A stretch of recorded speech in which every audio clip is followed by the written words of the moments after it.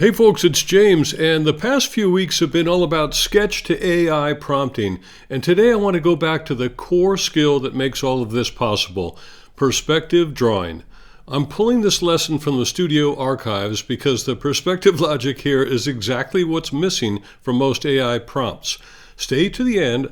I'm turning the final sketch into a Nano Banana image, and it's going to be worth the wait. This is a simple idea, but it carries a lot. Start with a figure, set eye level at 5 feet, and divide that height from ground to eye into rough, equal parts, just by eye.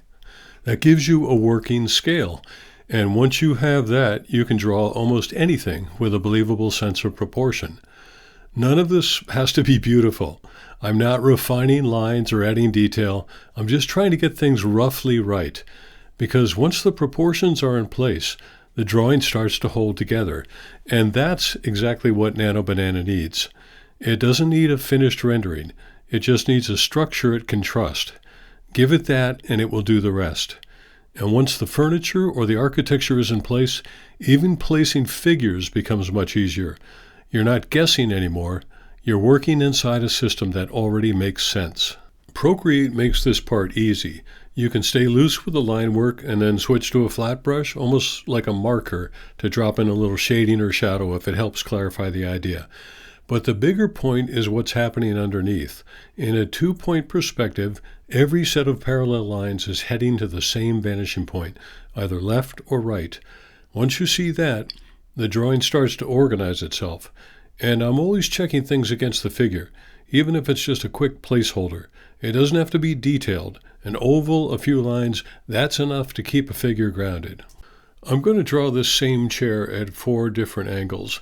I start each one at freehand, just estimating the vanishing points and trusting my eye. Then I'm going to go back over each chair with a different color line to show that those parallel edges really are converging toward a single vanishing point. At the same time, the chair is going to stay proportional to the 5-foot horizon line. So the idea here is simple. When you're sketching freehand, you don't need to build everything with perspective guidelines. You just need to keep asking yourself, where is that vanishing point? Somewhere off to the left or right, and let that awareness guide the angle of your lines. Now, there's nothing sacred about the 5-foot horizon line. It's just a very common convention. You can place it anywhere you want, and over time you'll learn what works best for you. The lower it gets, the closer you move towards a worm's eye view, and the more monumental the object starts to feel. But whatever you choose, Nano Banana will follow your lead. Let's review the 4 basic principles we've demonstrated so far. First, always begin with a horizon line. 5 feet is common, but you can adjust it to whatever works for your sketch. Second, all parallel lines recede to the same vanishing point. Third, establish the critical dimensions of the space. Think about where the floor and ceiling are, the width of the room, and the typical heights of the furniture. And fourth, always keep the human figure in mind, so you understand how the space or the chair will actually be used. Now let's use these principles to study a real object. I'm bringing in an Eames chair and starting with a simple observation, how it relates to a table. The armrest needs to slip just under the tabletop, so that gives me a reference. From there I mark the table height, about 30 inches, and divide it in half to find the seat height, about 15 inches. Then I take the full height of the chair just above the table and call that somewhere in the low 30 inches. With just those few relationships, I can start to understand the proportions. I'll even sketch a loose square through the lower portion of the chair just to hold its overall mass. And that's really the point here. The more you pay attention to these everyday relationships, the more accurate your sketches become, and the more effective they'll be when you're prompting Nano Banana. Now, just to be clear, I'm not suggesting that you literally draw a box like this every time you sketch. What I'm really showing you is the thought process, the way I'm imagining a proportional volume in my mind as I draw. I'm making it explicit here so you can see what's usually invisible. So I start by sketching that proportional envelope in 3 dimensions, just estimating it in space. Then I begin to place the chair inside it. I'm using a loose brush so I don't get too precious, but that underlying structure keeps everything in the right place. And all the while, I'm keeping those parallel lines in mind, letting them converge toward the same vanishing point. Whether they literally meet at a single spot off the page isn't so important. It's that they're all heading in a believable direction. Here I'm just cleaning things up on a new layer with a thinner brush. I used to do this all the time as a renderer, loose underdrawing first, then a refined pass to snap everything into place. But the good news is, for Nano Banana, you really don't need to go this far. Here I'm adding a bit of shade and shadow on a new layer, and again, you don't need to go this far for Nano Banana, but it's a helpful way to start thinking about how light actually works.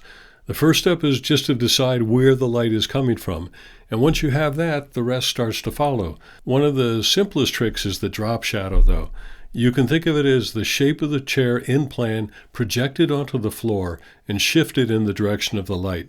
It doesn't have to be exact, you're estimating, but each point in that shadow relates back to a point on the chair itself. Now I'm going to move through this part pretty quickly because, again, none of this is necessary for Nano Banana, but for those of you who enjoy the act of drawing in Procreate, all of this is so simple to do. You can drop in a few lines for the floor and walls, add some quick shading or gradients, and start to build a sense of space. And then little things like adding a touch of white on the legs of the chair where they cross in front of other lines can really make it pop. But all of this is just icing on the cake, and let's move on to the final sketch. Quick pause here. You're seeing why establishing the horizon and using it to generate the proportions is so critical, because the more spatially accurate your sketch, the more accurate and satisfying your Nano Banana result right out of the gate. If you want to practice this live with a community of architects and designers where you will actually master this and build a muscle memory that makes every sketch prompt more powerful, that's the Live Draw Along Studio. Every week, one sketch, one AI transformation at the end. Link in the description below. Now back to the chairs. Now let's see how everything we just learned about drawing a single chair can be applied to a sketch of that same chair in a restaurant setting. First, I drop in a simple figure with the eye level at 5 feet, which sets our horizon. From there, I mark a few key heights and start to rough in the chair using the proportions we developed in the last step. Next comes the table based on the proportions of the chair, and here's a little trick. Since each object is on its own layer, I can duplicate the chair and move it into place around the table. Sometimes I still have to redraw it, but Procreate makes this kind of adjustment very easy. Now, to be honest, this sketch is already enough, but if you want to take it further, you've got that underdrawing in place, and from here it's very easy to add another layer and start tracing, not just to clean things up, but to add little details. And the nice thing is, this doesn't really take artistic talent. It just takes a basic understanding of these principles and a willingness to play a bit in Procreate. You can add a line, try something out, delete it if it doesn't work, or keep it if it adds value, and believe me, it's going to make your Nano Banana rendering sing even more at the end. So there's our drawing, but because it's so easy to add another layer, I always find it a little hard to stop at this point. For the purpose of this Nano Banana exercise, I'm just going to add a few loose impressionistic details in the background. A waiter ready to take our order, maybe a fireplace and a painting on the wall, and a passageway off to another room. Nothing too precise, just enough to suggest a setting and give the drawing a bit more life. And with that, we are ready to upload the sketch to Nano Banana and see what happens. Now, all of these prompts and the images they produce are included in the free file linked below, but I'll walk you through the highlights so you don't have to read everything on screen. First, we upload the sketch, then we apply the universal prompt, the one that guides the whole process by asking a few key questions. We start with materials, so I describe the space: wide plank pine floors from an old barn, townhouse-style walls and fireplace, dark Eames chairs with red cushions, a mahogany table, an oriental rug, and a landscape painting over the fireplace. At one point, it misreads the painting as a window, so I quickly correct that just to keep the scene consistent. Then we move to lighting. It's 8 p.m., candlelit, very low ambient light, but the table setting and glassware are catching and reflecting that light. From there, we begin to add life. I ask for guests at the table, a couple off to the side, a waiter filling glasses, and another couple entering with a maitre d'. Once that's working, I start refining the atmosphere. Dark gray walls with a subtle toile pattern, a fire in the fireplace, and finally I shape the composition a bit more, asking for additional tables at the edges to frame the view without blocking the main scene. With each step, you can see the image evolve closer and closer to what we had in mind. And again, all of these prompts, along with every image you're seeing here, are included in that free file below. And the important thing to remember is that none of this happens without the sketch. That simple, proportionally accurate drawing is what gives you control over the result. You can produce images like this in a fraction of the time it would take to build and render a full 3D model, simply by learning to see, sketch, and prompt with clarity.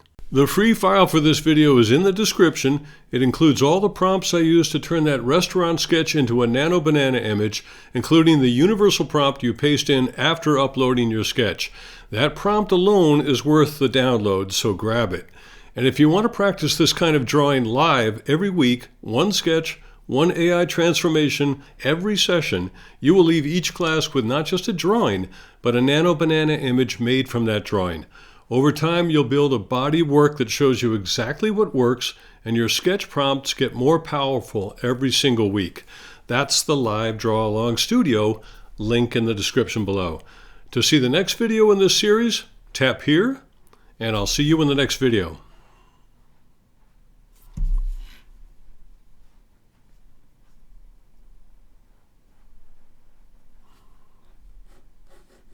Yeah, baby.